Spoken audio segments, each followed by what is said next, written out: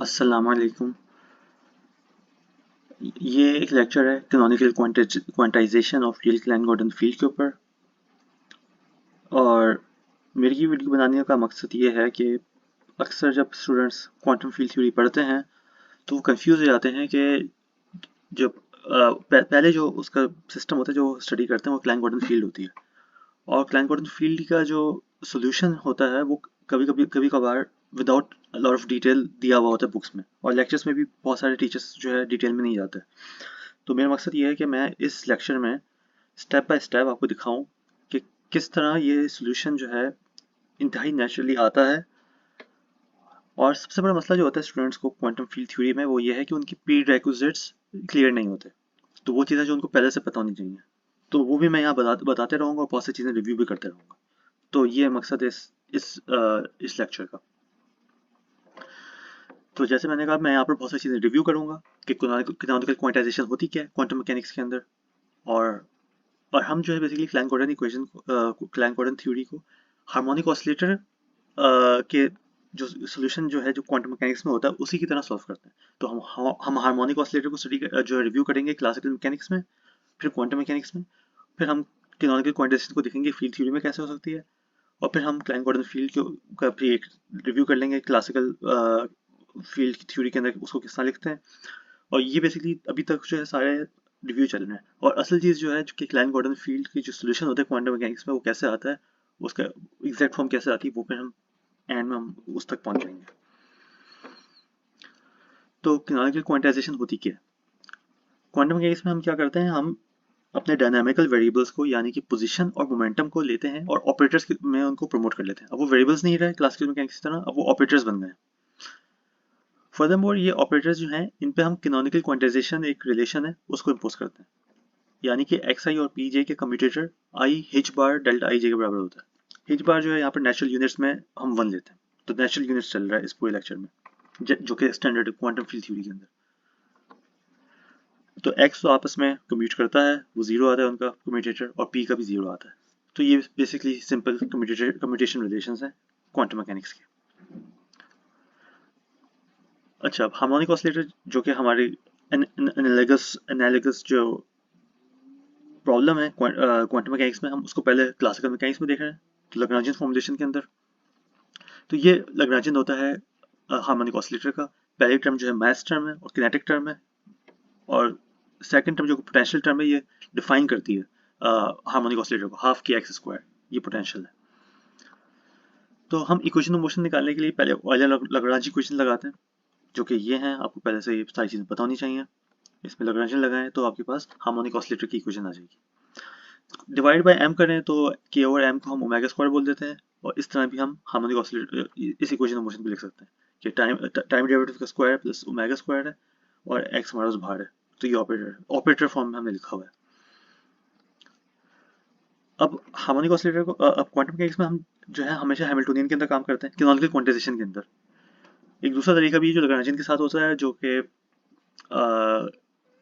कि पैथमेटिकल फॉर्मुलेशन जिसको हम कहते हैं, लेकिन हम कैनोनिकल क्वांटाइजेशन को कवर कर रहे हैं इस लेक्चर में।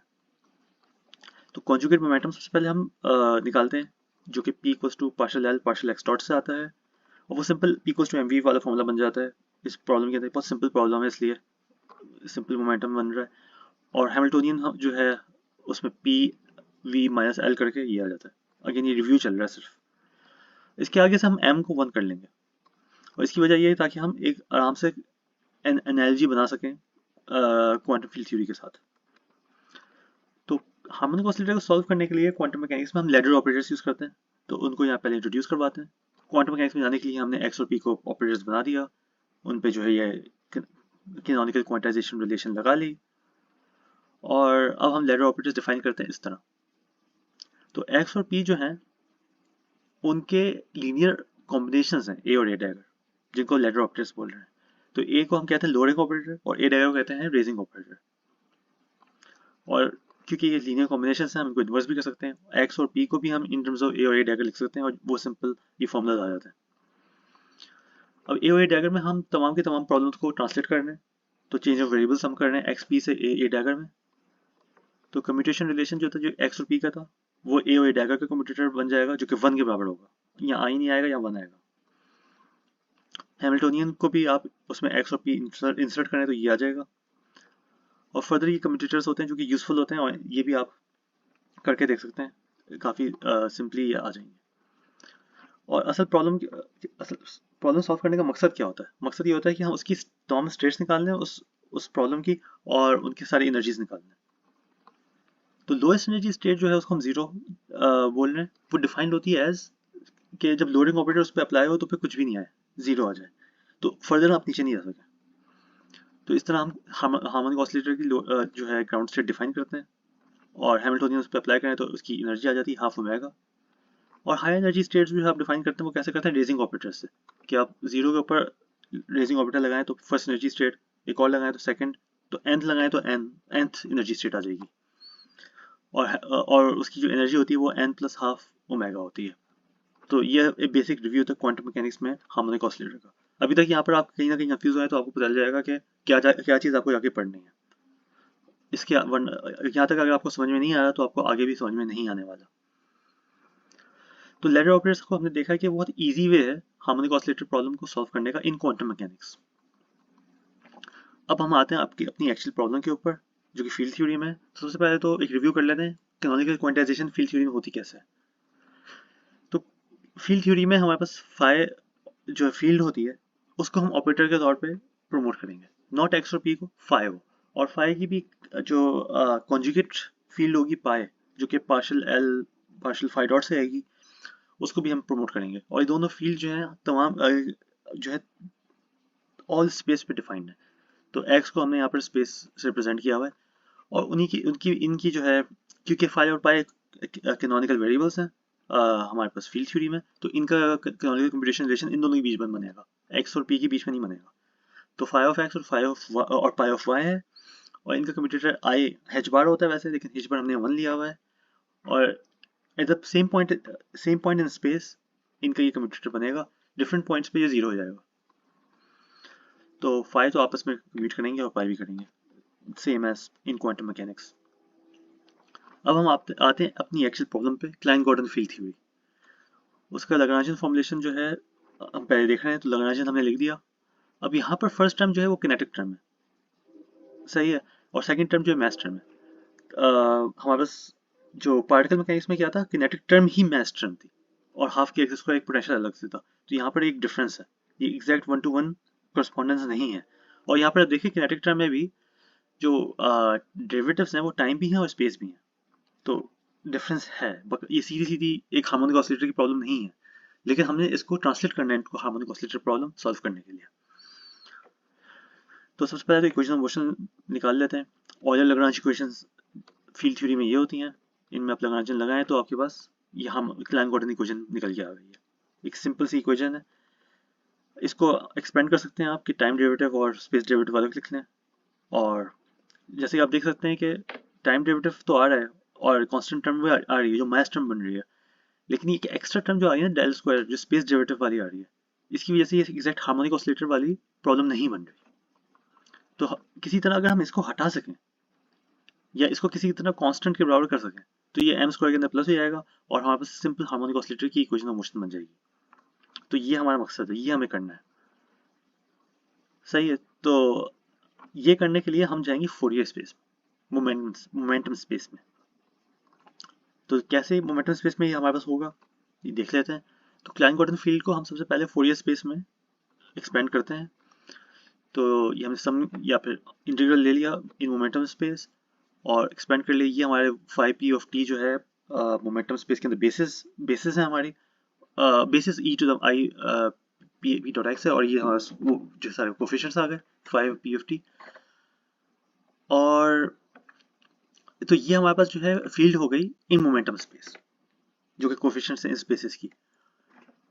और अब हम देखते हैं कि मोमेंटम स्पेस के अंदर किस तरह हमारे पास वो होता है जो हम करना चाह रहे हैं, यानी कि स्पेस डेरिवेटिव निकल जाता है। नोट करने वाली बात यह है कि जो क्लाइन गॉर्डन फील्ड है, हमने यहाँ पर रियल फील्ड के अंदर काम कर रहे हैं। हम कॉम्प्लेक्स क्लाइन गॉर्डन फील्ड में काम नहीं कर रहे, रियल फील्ड है। तो फाई ऑफ एक्स रियल है, तो क्या फाई ऑफ पी भी रियल होगी? ये तो ये जरूरी नहीं है, और यहाँ पर एग्जैक्टली है भी नहीं, ऐसा है भी नहीं।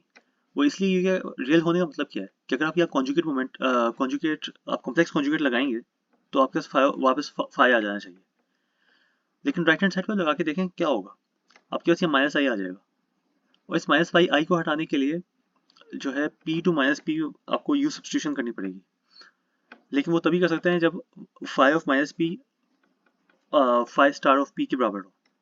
तो ये जब भी कंडीशन पूरी होगी तभी phi of x t real होगा। तो इनफैक्ट हमें पता क्या चल रहा है कि मोमेंटम स्पेस में जो फाई है वो रियल नहीं है, वो उसकी कंडीशन ये है। तो ये बहुत इंपॉर्टेंट पॉइंट है जो कि नोट करना है हमने। तो अच्छा सही, अब क्लाइन कोऑर्डिनेट इक्वेशन को हम मोमेंटम स्पेस में लिखेंगे। तो ये हमने वही इक्वेशन लिख ली जो हमारे पास पहले से थी, स्पेस जो है हमारे पोजीशन स्पेस में। अब फोरियर स्पेस में जो है हम एक्सपेंड कर लेते हैं फाई ऑफ एक्स टी को यहाँ से लेके। तो क्रूशली ये स्पेस डेरिवेटिव था वो सिर्फ इस एक्सपोनेंशियल के ऊपर अप्लाई होगा, यहाँ पर भी पोजीशन नहीं है, यहाँ भी नहीं है, सिर्फ इस पे अप्लाई होगा। तो एक डेरिवेटिव से आई पी आ जाएगा, दूसरे से एक और आई पी आ जाएगा, आई स्क्वायर से माइनस हो गया, ये प्लस बन गया, और पी स्क्वायर यहाँ पर आ गया। बहुत सिंपल।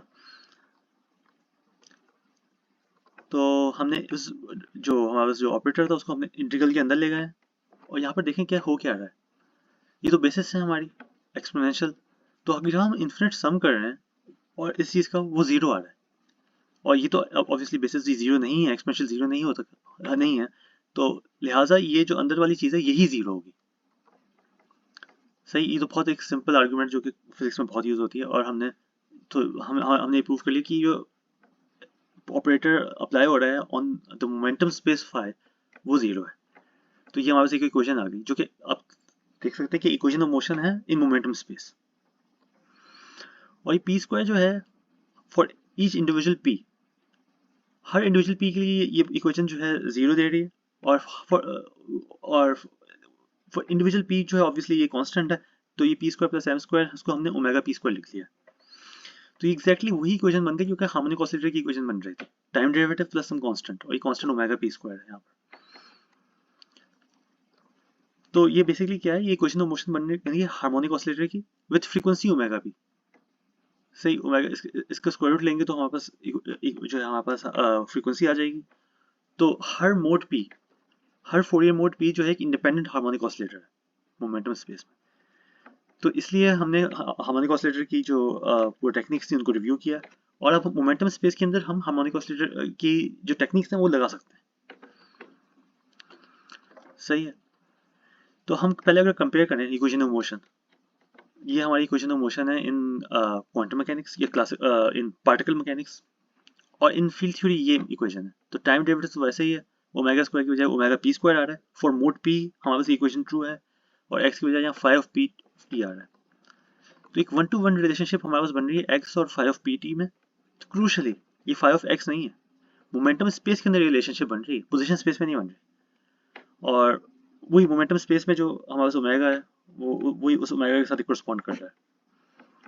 तो बाय एनालॉजी हम जो है लिख सकते हैं कि जिस तरह एक्स और पी हमने डिफाइन किए थे in terms of ladder operators इस तरह डिफाइन किए थे, बाय एनालॉजी हम phi of P of T and pi of P T in terms of similar ladder operators A और ए डैगर। अब यहाँ पर क्रूशली क्योंकि फाई ऑफ पाई डिपेंड करते हैं पी पे, तो लिहाजा ए और ए डैगर बी डिपेंड करेंगे पी पे। तो अब ओमेगा 1/√2 ओमेगा ये एग्जैक्टली वैसे ही आ गया, माइनस आई और स्क्वायर रूट वाली टर्म यहाँ पर ऐसे ही आ गई, और ए प्लस ए डैगर और ए माइनस ए डैगर भी वैसे ही आ गए। सिर्फ और सिर्फ जो एक स्पेशल चीज़ हमने की है वो ये है कि फर्स्ट ए में पी है और सेकंड ए डैगर में माइनस पी है, यहाँ भी और यहाँ भी।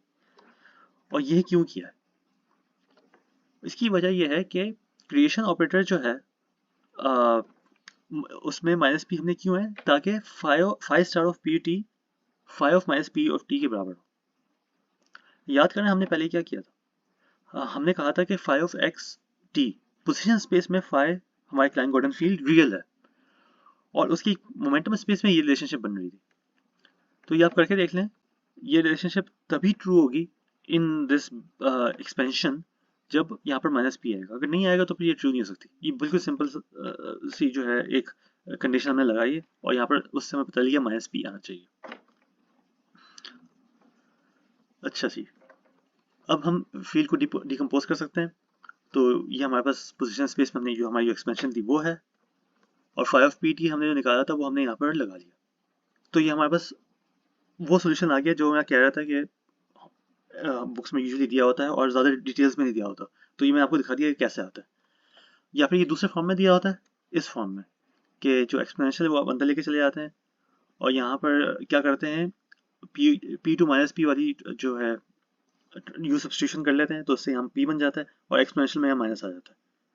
तो ये एक सिंपल मैथमेटिक्स है, तो आप कर सकते हैं, क्योंकि ओमेगा पी में ऑब्वियसली पी स्क्वायर आ रहा है तो उसमें कुछ फर्क नहीं पड़ेगा। तो ये हमारे पास सोल्यूशन निकल के आ गया, तो बड़े नेचुरली आ जाता है। वही हमने टेक्निक्स लगाई हैं जो हार्मोनिक ऑसिलेटर में लगाते हैं, लेकिन क्रूशली वो मोमेंटम स्पेस में लगाई हैं, तो इससे हमारे पास पोजीशन स्पेस में इस तरह सोल्यूशन आ गया क्लैन-गॉर्डन फील्ड का। सिमिलरली हम पाए को भी इसी तरह लिख सकते हैं, जो कि हमारा कॉन्जुगेट मोमेंटम है, और जिस तरह हमने फाई को लिखा था, यहाँ पाए हमने लिख लिया इन मोमेंटम स्पेस, और अगेन एक्सपोनेंशियल अंदर लेके चले जाएं तो ये आ जाएगा। तो जो पेस्किन श्रोडर या इस तरह की किताबों में बिल्कुल एग्जैक्टली यही सॉल्यूशंस दिए हुए होते हैं। तो एक फर्दर चीज़ हम कर लेते हैं, वो ये है कि कैनोनिकल क्वांटाइजेशन रिलेशन जो है वो क्या होगी। तो जिस तरह हम वो पार्टिकल मैकेनिक्स में ए डैगर का कम्यूटेटर 1 था, तो उसी तरह फील्ड थ्योरी में 2 पाई क्यूब बस एक्स्ट्रा टर्म आएगी, और बस हमारे पास यहाँ पर मोड्स बराबर होने चाहिए।